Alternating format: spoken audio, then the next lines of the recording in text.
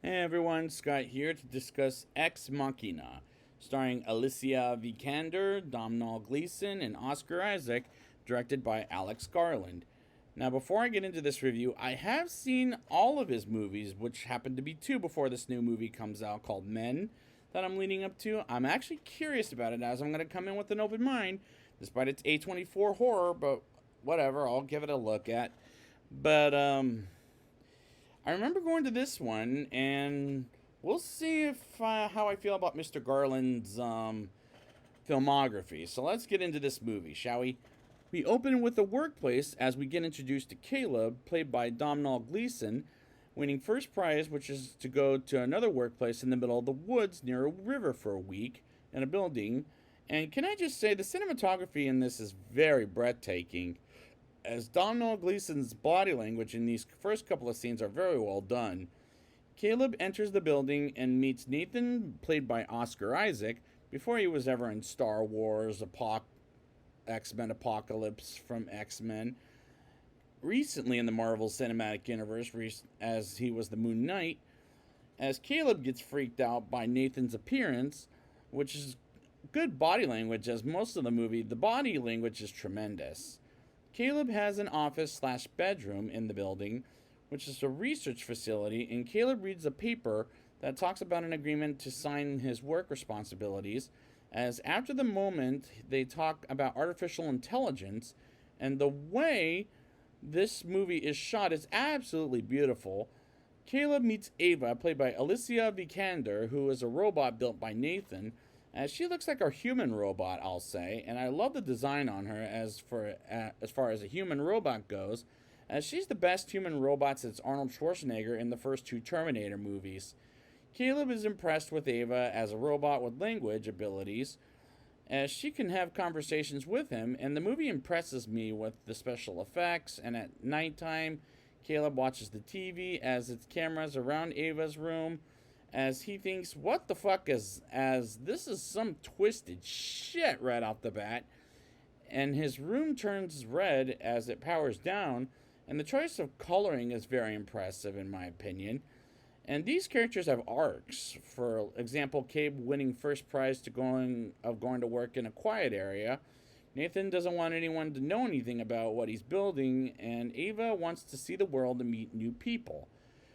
And it's unbelievable what the actress director Alex Garland chose to be in the movie. And he, like Robert Eggers, has a vision, and a beautiful vision for that matter. Caleb sees a Kyoko delivering a drink to him with the alarm clock Nathan set up with some classic music, as the writers do a great job telling the story with a mixture of Alex Garland's vision. Ava draws a Rorschach of Caleb, for Caleb, I should say, as she wants to be his friend by knowing everything about him, which makes perfect sense. And I like looking at Alicia Vikander, as this is one of her great performances, along with The Danish Girl, where she won the Oscar. Ava makes the room red and tells Caleb not to trust Nathan, as the next scene, he treats Kyoko badly because she slips a drink. And I see how you can't trust Nathan after the dinner scene, which is a brilliant way to show the character of Nathan's true side. Nathan waits by Caleb's room, which is so fucking creepy, but he shows Caleb where he made Ava and the merchandise he had begin with, as he shows her mind, which is a fascinating scene to learn as how or where Ava was made. Ava shows her another drawing to Caleb, as she brings up when she goes outside she wants to go on a date with Caleb and do something with the traffic block. And she shows him what she's like with some clothes on and a short-haired wig, as she believes Caleb is attracted to her, which is, if it were me, I would be. Shit. Caleb asks Nathan about Ava's sexuality, which is an awkward conversation between the two guys, and it was a little uncomfortable, as Nathan is getting fucking annoyed to the point he shows him a painting by Jackson Pollock, as Nathan believes robots have a right to feel love and fuck at the same time, which was a little uncomfortable to me, as I felt awkward by hearing that dialogue. But at the same time, this is a very good script. Another session between Caleb and Ava explaining how Nathan is a liar, as Nathan takes Caleb hiking. And these hiking scenes are very well shot, and the outside scenes are beautiful to watch. And these are great shots. Nathan tells Caleb to dance with Kyoko, but he wants to ask a question about him tearing up a picture she drew. But instead, Nathan dances with her and gets drunk, which is the only scene I found a little problematic at the movie. But otherwise, this is a really good film so far. Ava plays a game with Caleb about truth versus lie as a test, as she asks a question about if he's a good person, and she asks if Caleb wants to be with her, and he asks Nathan why he made Ava, which feels kind of odd for fascinating reasons. Caleb walks into Nathan's office while Nathan is knocked out and sees video footage of how he made Ava as he traps her pretty fucked up,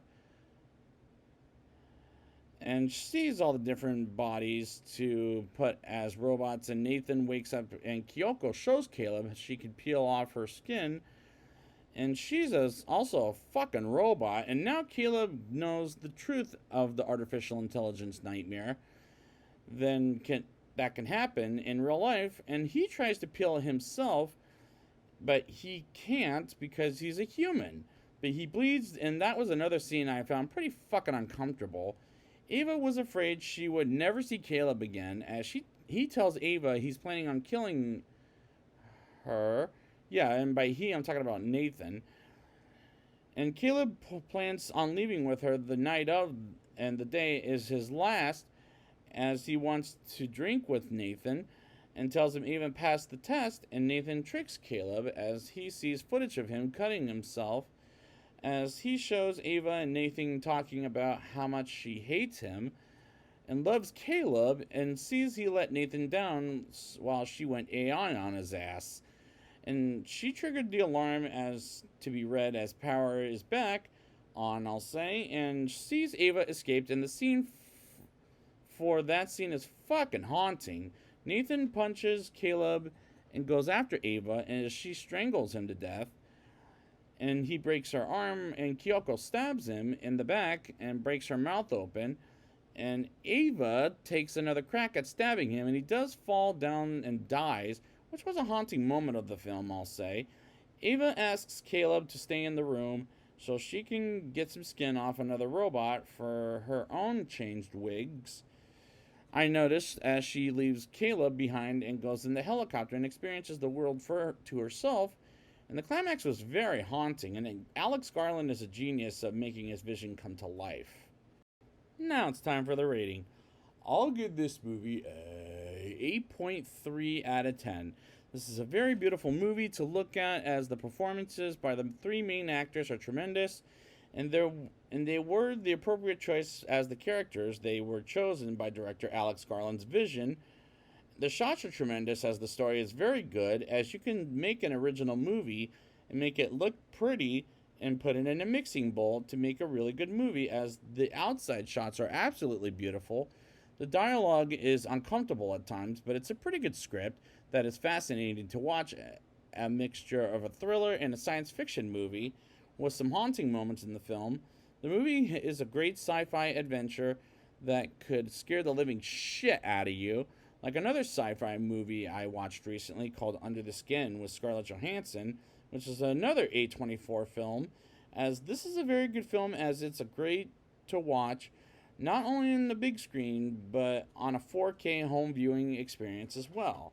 So I'd like to thank you guys for joining me, and next time I will be back with Annihilation, and until then, let's look pretty.